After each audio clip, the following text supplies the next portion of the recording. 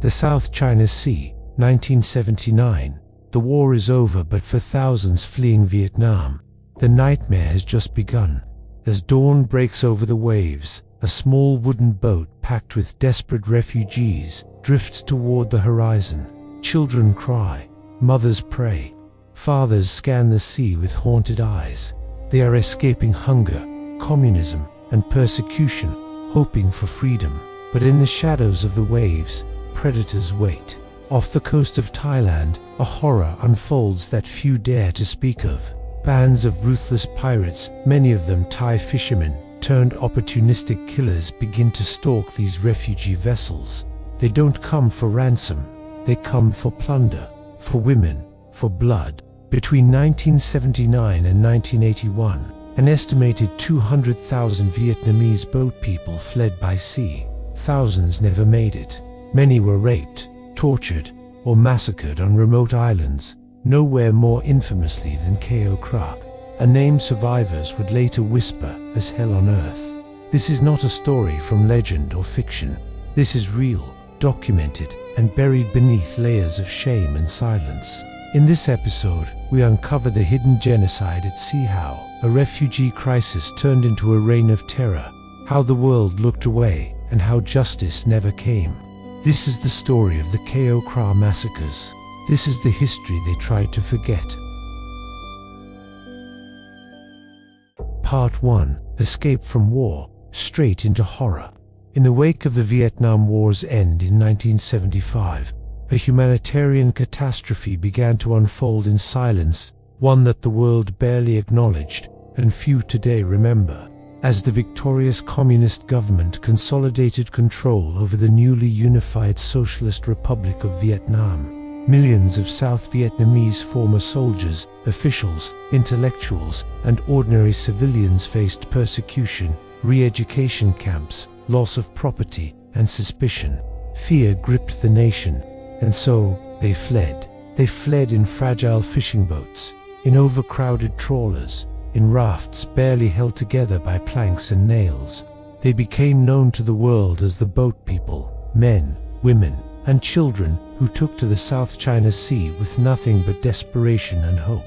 Between 1975 and the early 1990s, more than 2 million Vietnamese risked their lives this way, seeking refuge in neighboring countries such as Malaysia, Indonesia, the Philippines, Hong Kong, and Thailand. But not all who fled would be saved. Many would perish at sea from starvation, thirst, storms, or mechanical failure. But worse still were the pirate criminals who prowled the Gulf of Thailand in speedboats, armed with knives, machetes, and guns.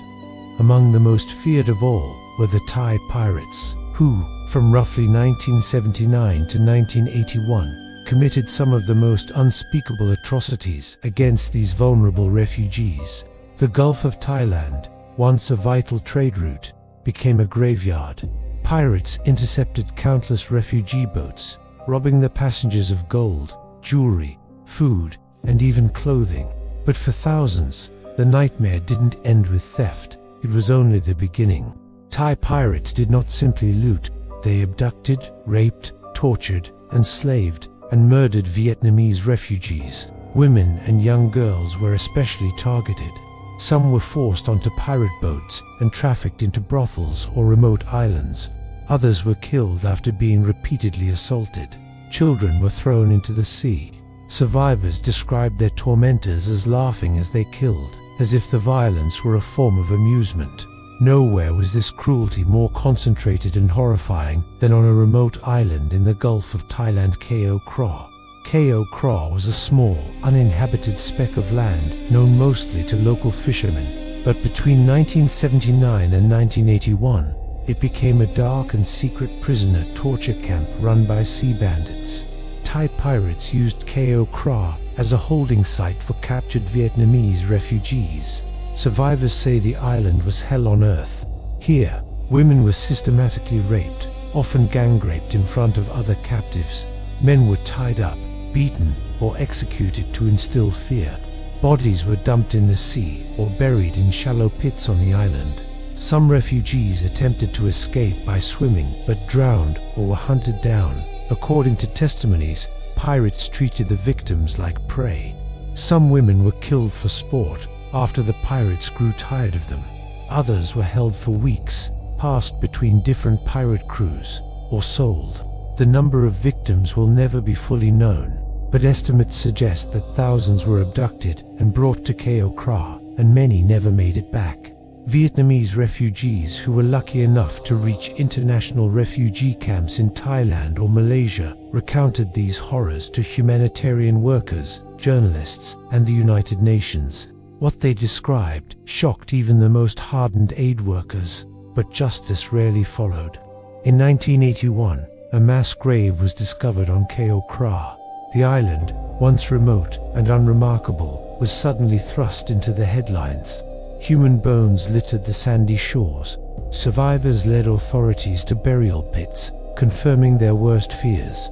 Women's and children's clothing were found near skeletal remains. Some bodies showed signs of execution or torture. Forensic experts confirmed that many had died violently, but even as evidence surfaced, Thai authorities struggled or perhaps hesitated to hold anyone accountable. Thailand was overwhelmed by the refugee crisis. By 1980, over 100,000 Vietnamese, Laotian, and Cambodian refugees were in camps across the country. The Thai government, under pressure from its own population and without sufficient international support, struggled to manage the influx. Corruption was widespread, and in remote coastal areas, local police often turned a blind eye to pirate activity.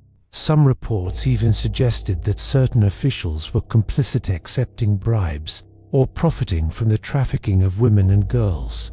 To understand the terror that Vietnamese refugees faced, one must hear their own words. A young woman named Mai, just 17 years old when her boat was intercepted in 1980, later told aid workers what happened. Her boat carried 36 people. Within hours of leaving southern Vietnam, they were surrounded by 3 speedboats. Pirates boarded, took all valuables, and began selecting women. Mai was one of 4 taken to Ko Kra. Over the next 11 days, she was repeatedly assaulted, starved, and beaten. When she was found by fishermen who later alerted Thai Navy patrols, she was the only survivor. She had watched all the others die. Another survivor, a former schoolteacher named Tran, testified to the United Nations High Commissioner for Refugees that he saw at least 20 people executed on Ko Kra during his captivity in 1981. It was a place of death. They brought women, and they never left. They enjoyed the killing.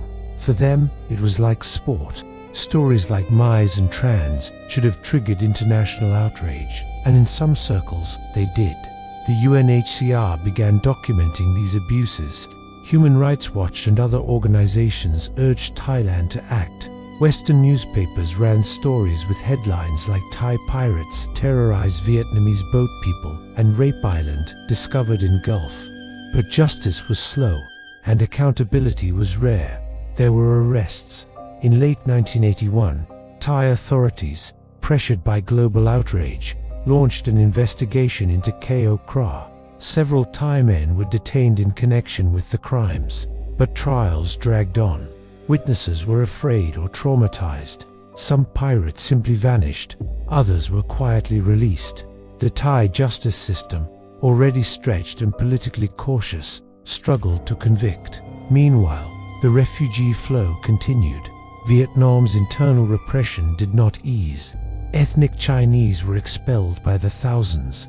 Religious groups, particularly Catholics and Buddhists, not aligned with the Communist Party, faced harassment. Hunger and poverty drove families to desperate choices. And so, the boats kept coming even after the horrors of Ko Kra were exposed. It's important to understand the regional context. Thailand, during this period, was still under semi-military rule and deeply involved in the Cold War dynamics of Southeast Asia. Anti-communist sentiment ran high. Thailand had allowed US air bases during the Vietnam War, and after the war's end, it feared communist expansion from Vietnam and Laos. Thailand also had deepening tensions with Vietnam over Cambodia, where Vietnam had invaded in 1978 to overthrow the Khmer Rouge. This geopolitical backdrop created an environment where Vietnamese refugees were not always seen as victims, but sometimes as threats or political burdens. In such a setting, the suffering of Vietnamese civilians became invisible, or worse, acceptable collateral damage. Pirates were not just criminals. They were part of a wider breakdown in law, order, and morality. In the chaos following America's withdrawal from Southeast Asia, in the power vacuum left behind, criminals thrived and refugees became prey. But there is another part to this history that must be told. Ordinary Thai citizens, fishermen, villagers, monks also risked their lives to help refugees. Not all Thais were complicit. Some brought water to stranded boats, helped women escape Ko Kra, or raised alarm with authorities. A few journalists exposed the atrocities, facing threats for doing so. These acts of bravery must not be forgotten, but the scale of the horror and the limited accountability show how broken the system was. Today, Ko Kra Island is mostly forgotten. Its white sands and turquoise waters betray no sign of the atrocities that happened there. Tourists occasionally visit, unaware of the bones once buried beneath their feet. But for survivors, the memory never fades. The Ko Kra massacre is not just a tragedy, it is a warning about what happens when refugees are dehumanized, when state protection breaks down, and when crimes against humanity are ignored because the victims are inconvenient, stateless, or politically undesirable. In Part 2, we will dive deeper into the regional and global reactions, the limited investigations, and the stories of resistance and rescue that emerged, even in the face of monstrous cruelty. We will look at how international pressure mounted, and how some survivors found justice, healing, or exile, while others disappeared into silence. The sea had become a killing field, and for many, the nightmare of escape was worse than the oppression they fled. Part 2: Cover-ups, Survivors, and the Silence of the Sea. The discovery of Ko Kra Island's horrors sent ripples of shock across the globe, but only briefly. While mass graves and victim testimonies painted a chilling portrait of cruelty, what followed was not a wave of justice, but an unsettling silence. The first reports emerged from humanitarian aid workers stationed at Thai refugee camps. Vietnamese boat people, rescued by Thai fishermen or foreign ships, began arriving in camps with bruises, wounds, and unimaginable trauma. Their stories were strikingly similar: robbery, rape, murder, abduction. Some bore physical scars, others couldn't speak at all. Yet at first, few believed them. The accounts were so horrific they seemed exaggerated.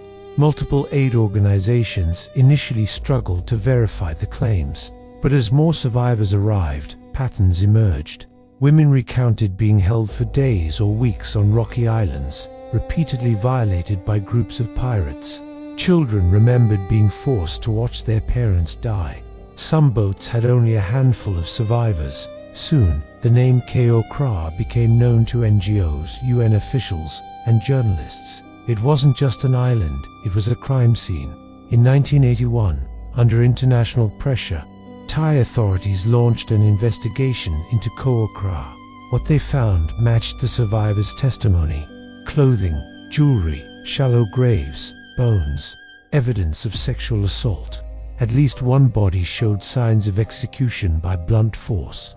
But the investigation was hampered by a lack of resources, internal corruption, and, some argue, a reluctance to fully expose the extent of the crimes. Thai law enforcement arrested several men suspected of piracy and abduction.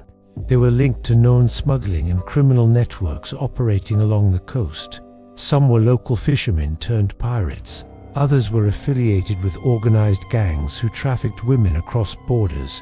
A few had prior run-ins with the law, but prosecution was slow. Witnesses disappeared. Survivors who testified faced intimidation. In the end, most suspects walked free. The legal response revealed deeper issues. Thailand's justice system was ill-prepared to handle international crimes of this scale, especially ones involving stateless refugees and politically sensitive implications. Moreover, in the Cold War climate of the time, there was little political will to hold pirates accountable. Vietnam and Thailand were already on tense terms over the Cambodian conflict. Thailand had quietly supported anti-Vietnamese guerrilla movements, including remnants of the Khmer Rouge. Vietnamese refugees were seen by some not as innocent victims, but as political symbols and wanted burdens, or even spies. The broader region, meanwhile, was drowning in chaos. The Indo-Chinese refugee crisis peaked in 1979, with over 400,000 people fleeing Vietnam, Laos, and Cambodia by boat or foot. Malaysia, Indonesia, and Thailand were overwhelmed. Refugee camps swelled. Diseases spread. Local populations grew restless and resentful. Piracy flourished in this environment of lawlessness and neglect. International aid workers began documenting the atrocities in detailed reports. Sans Doctors Without Borders, the International Rescue Committee, and the UNHCR compiled evidence. In 1981, a major report by the UNHCR confirmed that Thai pirates had committed widespread sexual violence and murder against Vietnamese refugees. The report urged Thailand to do more. Pressure from Western governments, particularly the United States, Canada, and France, who were taking in thousands of resettled refugees, also began to mount. Their consulates received survivor testimonies, and advocacy groups lobbied their governments to demand accountability. One of the loudest voices came from within Thailand itself. A group of Thai journalists published detailing the Ko Kra atrocities. In 1981, a series of articles in Thai-language newspapers shocked the public. Photographs of graves, survivor sketches, and interviews with local fishermen painted a devastating picture. Some Thai monks, outraged by the crimes, spoke out publicly. "We are a nation of hospitality," one senior monk said. "To allow such evil against the helpless is a stain on our soul." Still, political response remained cautious. Prime Minister Prem Tinsulanonda's administration, which came to power in 1980, sought to stabilize Thailand's economy and assert its neutrality in the Cold War. Rocking the boat, especially over allegations involving Thai nationals killing Vietnamese refugees, was politically risky. The investigation quietly faded from public discourse, but the voices of the survivors did not. In refugee camps like Phanot, Nikham, Seku and Songkhla, aid workers and journalists continued collecting testimony. Dozens of women provided harrowing details of their captivity on Ko Kra. Some identified individual pirates by name. Others described the distinct paint and flags on the pirate boats. These statements became part of the official record of An, as prosecution failed. Among these testimonies was that of Lin, a 26-year-old mother of two. She described being taken from her boat, along with 8 other women, and brought to Ko Kra in April 1981. For 5 days, she was assaulted, starved, and forced to watch her sister die. A passing fishing boat later discovered her clinging to a rock, unconscious but alive. Her testimony, detailed in a 1983 UNHCR report, was one of the most powerful pieces of evidence used in international advocacy. There were also moments of rescue and resistance. Some Thai fishermen, horrified by what they witnessed, alerted naval patrols. In at least 2 recorded cases, Thai naval officers rescued groups of women and children from Ko Kra. These rare acts of intervention were celebrated in humanitarian circles, though seldom acknowledged publicly. At sea, international merchant ships also became reluctant saviors.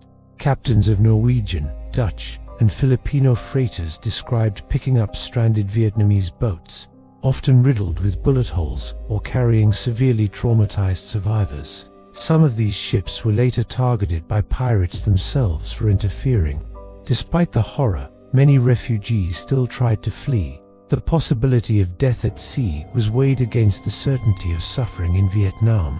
Ethnic Chinese faced persecution after the 1979 Sino-Vietnamese War. Dissidents, former ARVN soldiers, and Catholics feared the re-education camps. Families sold everything: homes, heirlooms, even their children's jewelry to pay smugglers for passage on leaky boats. And yet, Even as the boat sailed, the stories of Ko Kra spread among Vietnamese communities. Survivors in camps whispered the name with dread. Some parents refused to let their daughters go. Others prayed that their route would avoid the Gulf of Thailand altogether. The psychological toll on survivors was staggering. Decades later, many who were resettled in the West still suffer from PTSD. Nightmares, guilt, and deep shame linger. A Vietnamese American woman in California who survived Ko Kra as a teenager told researchers in 2001, "I still dream of the island. It was like the devil's temple. I left my body there." Some spoke up. Others remained silent forever. Cultural stigma around sexual violence, especially in conservative Vietnamese communities, silenced many women. Some survivors never told their families what had happened. Others chose never to marry.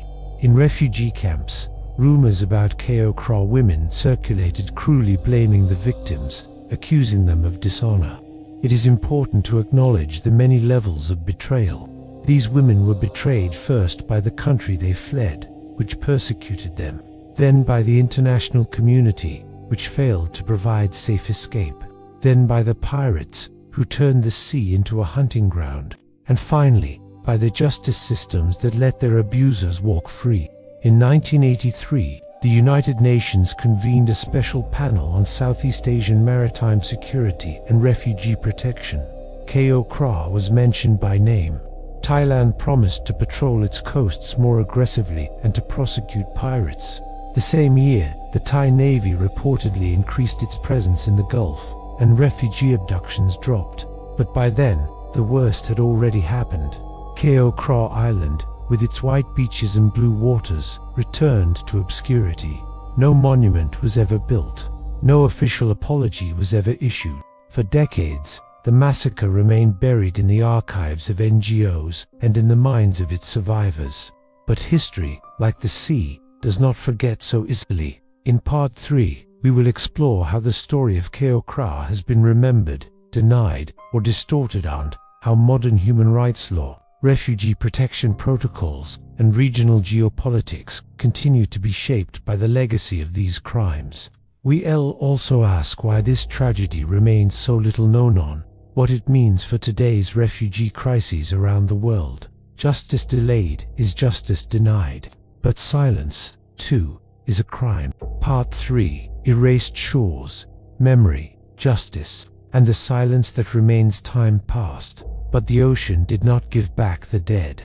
The waters around Ko Kra remained tranquil, silent, as if nothing had happened. Yet beneath those waves, a chapter of Southeast Asia's darkest refugee crisis still waits to be reckoned with. As the 1980s faded, the Ko Kra atrocities disappeared from headlines and were pushed to the margins of history. In Thailand, there was no national reckoning, no courtroom trials of consequence, no school curriculum mentioning the crimes. Many local residents near the island either didn't know what happened or chose not to speak of it. Those who did remember the fishermen who found mutilated bodies, the naval officers who rescued survivors, were quickly forgotten. Instead, the official narrative of the refugee crisis turned toward resettlement successes. Western countries took in over 1 million Indo-Chinese refugees from the late 1970s through the early 1990s. The United States, Canada, Australia, and France became new homes to tens of thousands of Vietnamese boat people. News footage from the time showed smiling families arriving at airports, clutching paper bags and waving flags. It was a story of rescue. But the hidden chapter, the rapes, murders, and disappearances at sea, was rarely mentioned. Despite extensive documentation by humanitarian groups and the United Nations High Commissioner for Refugees, UNHCR, there was never a formal tribunal or international trial related to Ko Kra. Thailand made promises to curb piracy, and indeed, pirate activity diminished after 1982. In part due to increased naval patrols and international scrutiny. But the perpetrators, the men who turned Ko Kra into a prison and graveyard, were never publicly named, never charged in any court of law. Most survivors never saw justice. Some point to Cold War geopolitics. Thailand was a strategic ally to the United States and played host to key anti-communist operations in Southeast Asia. Raising these atrocities, especially crimes committed against Vietnamese people, would have been inconvenient. Others cite systemic failures in Thai law enforcement, corruption, and lack of international legal frameworks to prosecute crimes committed in international waters against stateless people. Some argue that even Vietnamese officials were reluctant to press the issue. At the time, Vietnam was isolated and impoverished after years of war and international embargo.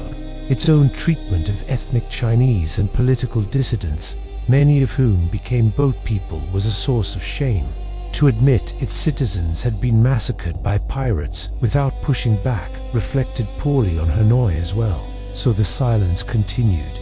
In Vietnamese diaspora communities, particularly in the US, Canada, and Australia, the stories of Ko Kra were preserved, often quietly, within families. Oral histories passed between generations, often without official recognition.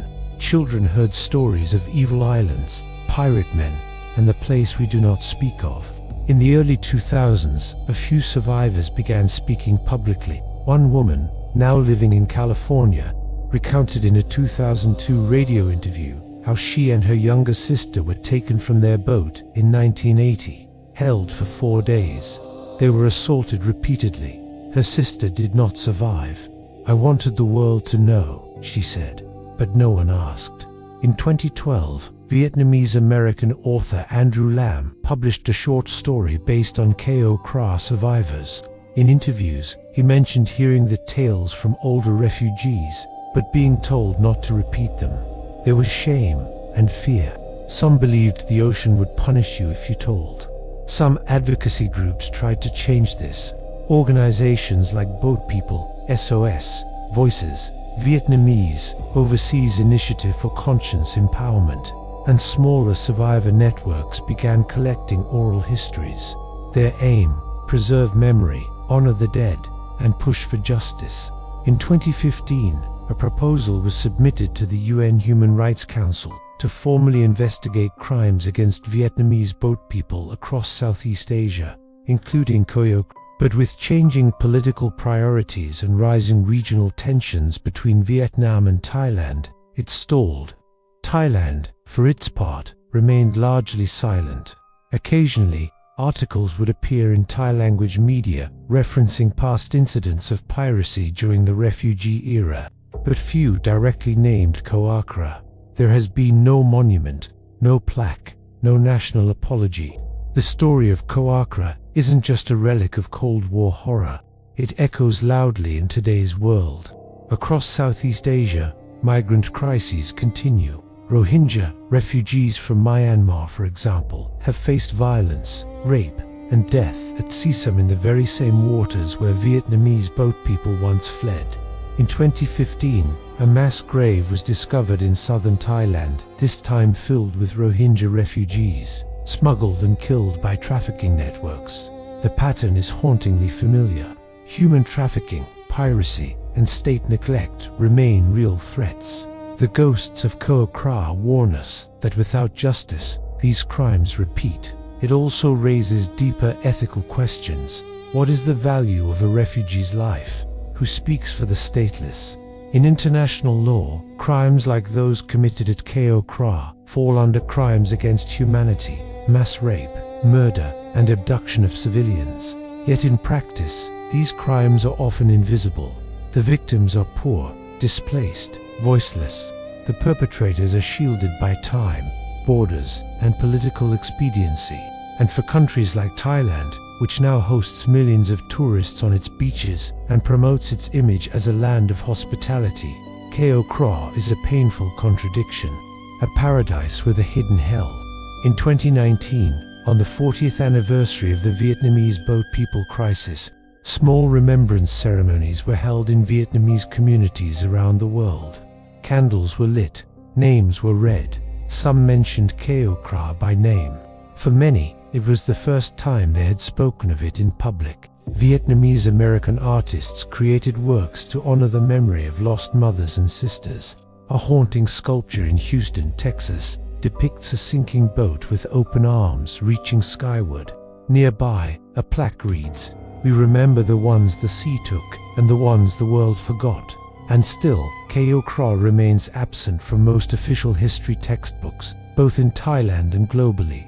That is why this story matters, because history, if not told, becomes myth, silence becomes complicity, and justice, delayed this long, risks becoming denial. This is not just a Vietnamese tragedy, it is a Southeast Asian tragedy, a human tragedy. So what can be done now? First, governments must acknowledge what happened. Thailand can and should declassify records related to Ko Kra and piracy investigations. Second, survivor testimonies must be archived and honored. Museums, documentaries, and oral history projects are vital. Third, international legal institutions must push for accountability, not only for the past, but to deter future atrocities. And finally, Southeast Asian nations must strengthen protections for refugees and migrants, especially women and children. The sea remembers. Every wave that laps against Ko Kra's rocky shores whispers a forgotten name.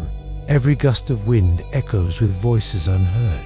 We owe it to the victims not just to grieve, but to learn, to speak, and to ensure their fate is never repeated. History is not only made by the powerful, it is also shaped by the voiceless. The story of Ko Kra reminds us that in the vast silence between wars and treaties, unspeakable crimes can flourish, and their victims can vanish into the waves of forgetfulness. But we are here now to remember, to tell the story, to shine light where darkness once ruled. Because truth, no matter how buried, always finds its way back to the surface. This has been a journey through the haunted history of Southeast Asia's refugee crisis.